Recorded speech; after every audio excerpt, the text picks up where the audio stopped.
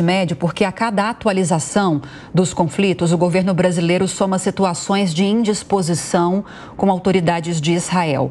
E para a gente falar sobre esse assunto, nós conversamos agora com o presidente da Confederação Israelita do Brasil, Cláudio Lotenberg, que esteve há pouco em Israel e traz agora para a gente quais foram as impressões que ele teve nessa viagem. Cláudio, obrigada mais uma vez pela presença, embora remotamente. Bom dia para você. Bom dia, é um prazer estar aqui com vocês da Jovem Pan.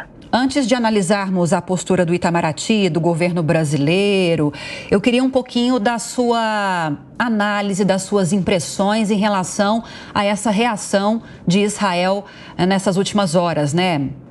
Antes de ontem, para ser mais precisa, antes de ontem à noite, no horário de Brasília.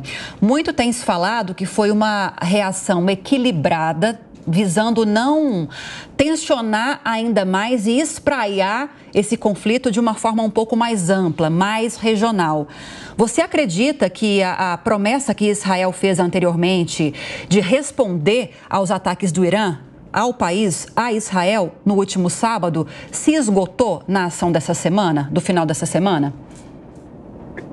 Veja, mesmo para quem vive de perto todo esse cenário, e eu já participo disso há muitos anos, vou a Israel desde que tinha 18 anos de idade, é muito importante retornar para entender o contexto geral. Israel, neste momento, não representa somente o Estado de Israel.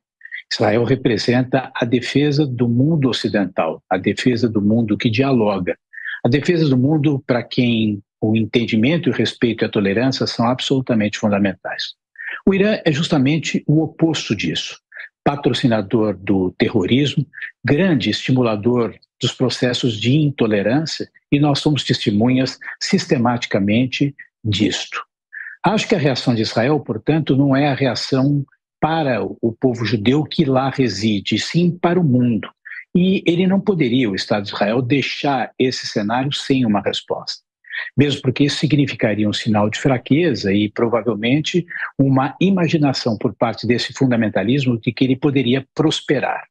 Evidentemente que isso foi feito de forma bastante restrita. Acho que isso tem chance, sim, de poder escalar para um momento maior, para uma dimensão muito maior, mas aí eu vejo a inserção de outros atores.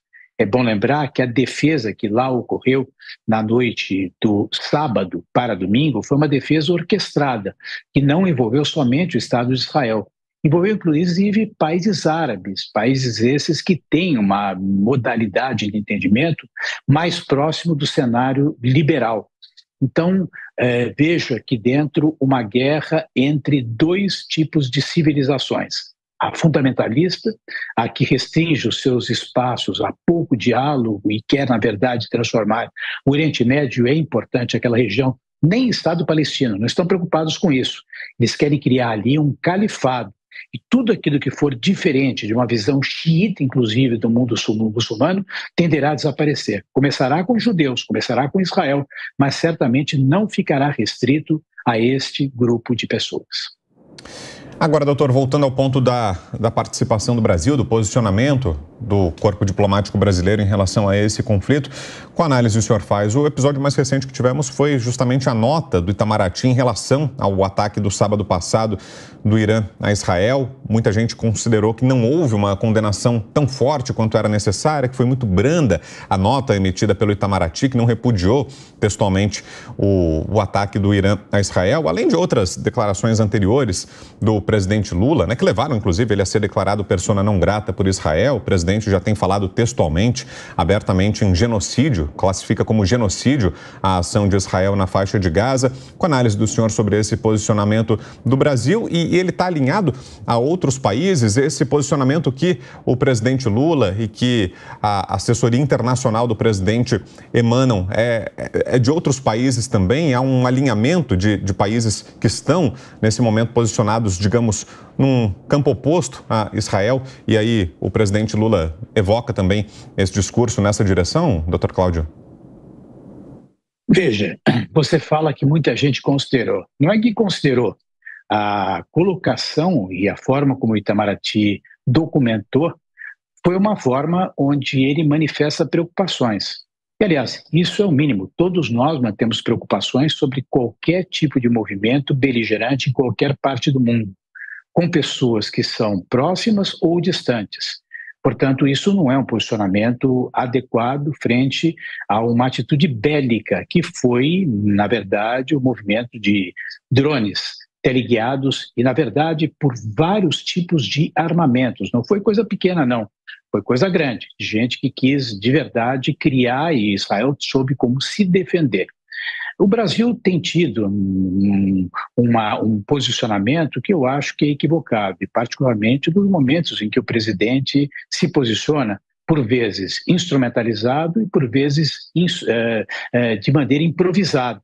Mas em todas elas, eles têm dado sinais, lógico, de solidariedade e sensibilidade a um problema que afeta o povo palestino, e nós, todos nós, judeus e não judeus, somos solidários ao povo palestino e acreditamos que a solução para aquele ponto local, quer dizer, Israel e a região de Gaza, poderá ser resolvida quando surgir uma solução para o povo palestino, com o Estado esse, evidentemente, que respeite o seu vizinho, com condições de segurança, no caso Israel, mas a percepção que se passa é que essa solidariedade justa por parte do governo brasileiro, ela é um pouco tendenciosa. Evidentemente que deveria ter condenado o Irã pelo movimento que fez, assim como condena com maior facilidade, sem grandes aprofundamentos, todo e qualquer movimento de Israel. A meu ver, em alguns momentos, de forma injusta.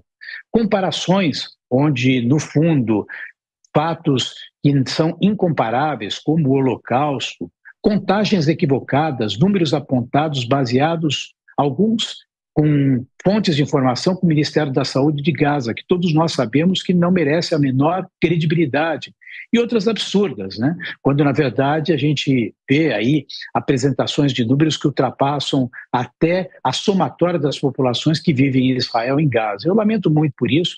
Acho que isso tem que ser tratado dentro de uma maneira um pouco mais estruturada, menos ideológica, um pouco mais ampla, no sentido de entender que nós estamos, no fundo, nos posicionando ao lado de um mundo de fanatismo. Eu acredito que mesmo determinados países que são colocados dentro do esteio do Irã não apoiam esse tipo de atividade que o Irã, na verdade, se propõe a fazer. Não acredito que a China, por exemplo, ela esteja tão alinhada com o Irã. Acho que a China tem uma cultura própria, ela tem um ponto de confronto com os Estados Unidos, mas eu não vejo a China apoiando o Irã no estabelecimento de um califado dentro de um regime muçulmano absolutamente fundamentalista. Eu não vejo a Rússia, por exemplo, apoiando dentro desse contexto. Eu acho que ela apoia o Irã enquanto o Irã comprar suas armas. Então, no momento em que o Brasil não consegue, talvez, ter uma leitura mais ampla, o meu entendimento, o meu juízo é que é uma postura equivocada. Cláudio, o Cristiano Vilela também vai participar dessa conversa. Vilela. Cláudio Lettenberg, bom dia, satisfação falar com você aqui na Jovem Pan.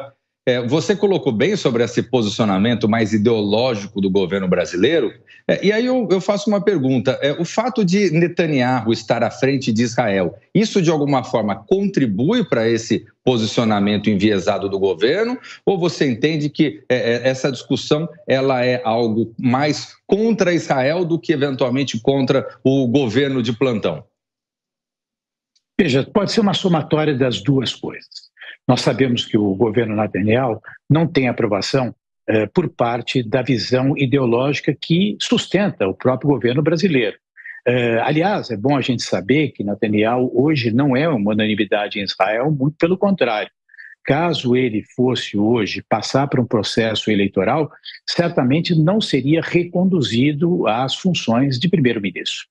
Entretanto, num momento como esse, isso não irá acontecer a curto prazo. Acontecerá, mas não a curto prazo. Agora, existe um contexto maior que envolve a defesa do Estado de Israel. E, nesse sentido, eu posso dizer a todos os telespectadores que o povo de Israel está unido. Israel está se defendendo de um grupo terrorista. Eu, quando estive agora, esses dias em Israel, os momentos que assisti, aquilo que eu vi, foi uma barbárie. Se alguém quer saber o que é um genocídio, foi o que o Hamas quis fazer com o povo de Israel, com aqueles que moram em Israel. Bastava estar lá, não importa o que seria, era uma ação deliberada com aniquilação. que é a definição de um genocídio. Portanto, eu acho que existe sim um fator que contribui em relação ao status quo do atual primeiro-ministro Bibi Netanyahu. Por outro lado, existe um incômodo, e eu também entendo, e acho que ele seria geral, independentemente de qualquer ideologia, que envolve uma falta de solução para o destino do povo palestino. Mas daí a responsabilização exclusiva de que esse é um problema do Estado de Israel, ela é equivocada. Vejam que na própria ação de resgate dos brasileiros que ali se localizavam, né, os próprios palestinos, eles não têm acesso a qualquer fronteira do lado do Egito. Quer dizer, não é um problema só de Israel. Se a gente remontar a presença de Israel em Gaza, que acaba no início dos anos 2000, a Gaza estava nas mãos dos egípcios.